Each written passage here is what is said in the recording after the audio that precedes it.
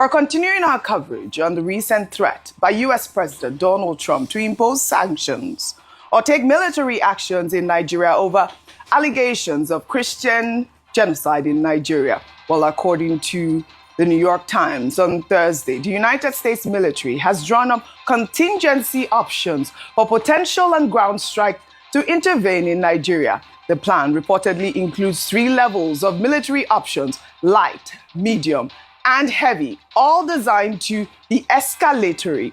The light option involves partner-enabled operations where the U.S. would assist Nigerian forces in targeting Boko Haram and other militants. The medium option involves drone strikes on militant camp bases and convoys, and a heavy option would deploy an aircraft carrier group into the Gulf of Guinea with fighter jets and possibly long-range bombers conducting strikes deep within northern Nigeria. I mean, this revelation that, the Pentagon has actually drawn up strike plans escalates the crisis from rhetoric to potential reality. Well, in the meantime, United States Senator Tommy Tuberville has voiced his support for President Trump's threat of military action in Nigeria. Appearing on Fox News, the Alabama Republican senator backed Trump's position on alleged Christian genocide in Nigeria, endorsing potential intervention to protect Christians. Would you support U.S. troops going into Nigeria? No, you bet I would.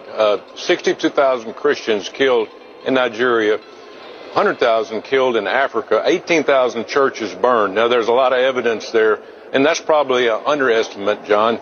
But we cannot allow this to happen to people that can't defend themselves. It's just absolutely insane.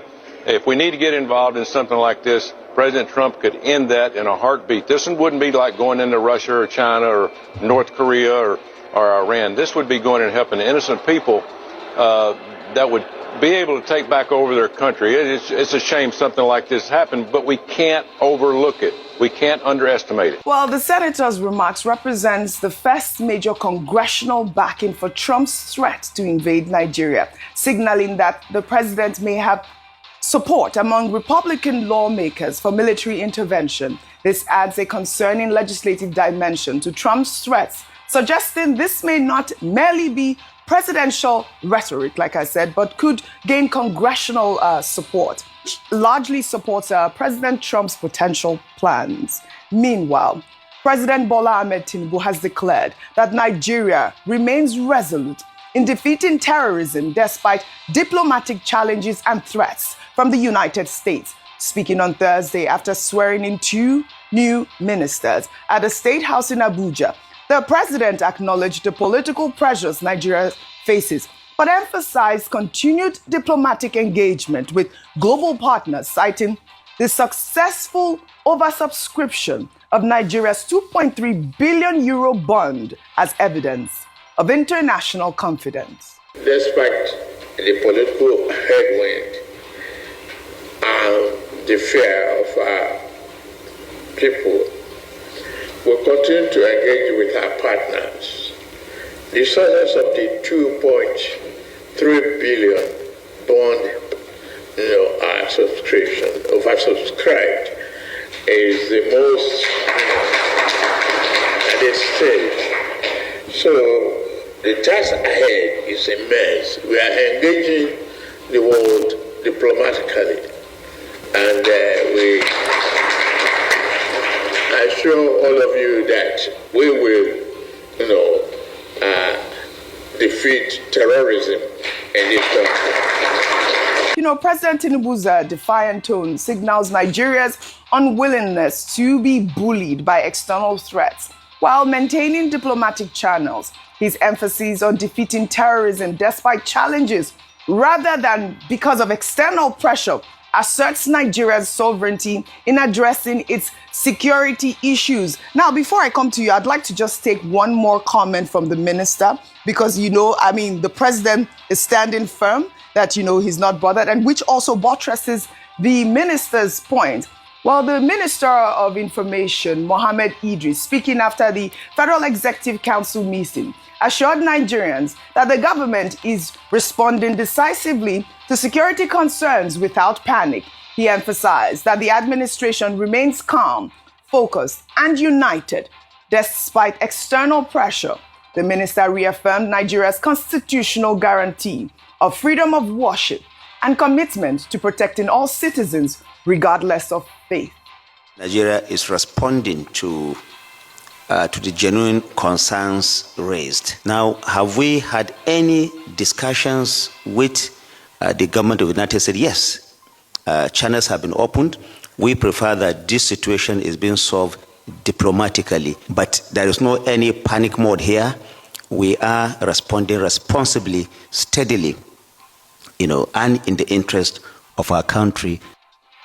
All right. While this is quite reassuring, Ayo, I mean, it's good to see that the presidency and also the president is willing to collaborate at this point, reassuring Nigeria that there is, of course, like he mentioned, the constitutional rights to practice religion freely. But we also have the conversation about the Sharia law and the blasphemy law, which is, almost embedded in the constitution, in the Nigerian constitution. I'd like for you to buttress that part of that Section 38 of the Constitution guarantees religious freedom for all Nigerians. And it says that no state, part of it is that no state must have a dominant religious. Nigeria is a secular state in essence.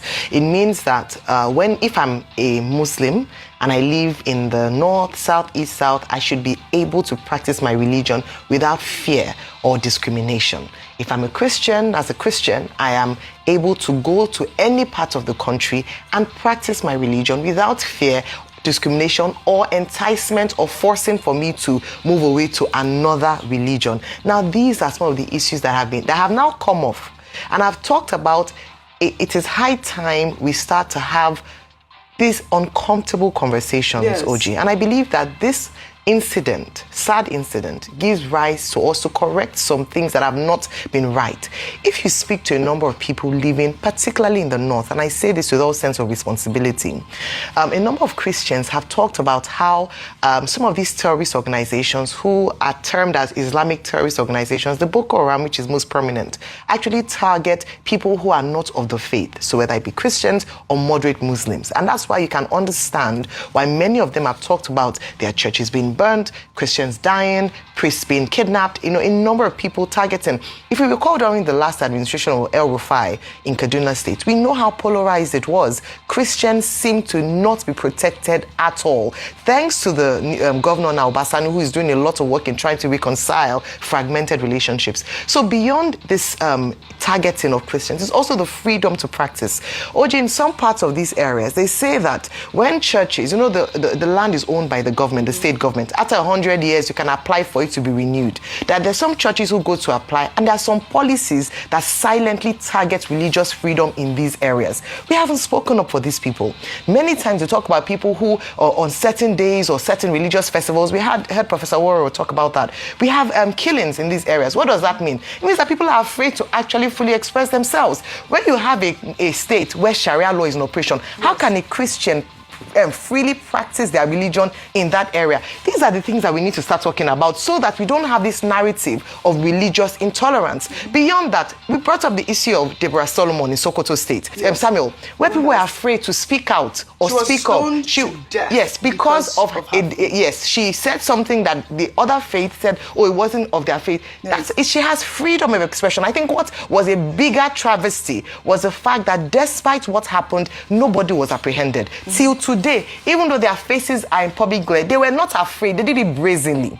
So there are some parts of the country where your religious freedom is up to a certain limit. Yes. It is curtailed. We have to be honest about this. And I believe that one of the things that this situation will bring to light is the fact that in some sectors of Nigeria, some people do not actually have that constitutionally guaranteed right to religious freedom. We need to talk about that. We need to be honest about that. And by being honest about that is the foundation to solving the problem. And that is a big point. Thank you, Ayo, for highlighting that part of the speech. We're in administration at the moment. If you can pull up that graph so we can actually see, where we rank in the global terrorism index at this moment. Rufai, I'd like for your thoughts also with the fact that the U.S. is, preparing to put boots on ground. Also, the president's reassurance, and he's, this is the first time we're hearing him speak at the moment.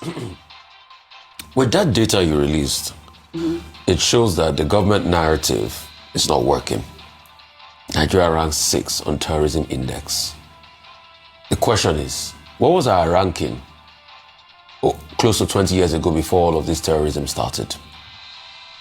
So it shows that in the last over 15 years, government has not done a lot to nip things in the bud. See, Ralph Waldo Emerson said something, that what you do speaks so loud I can't hear what you say.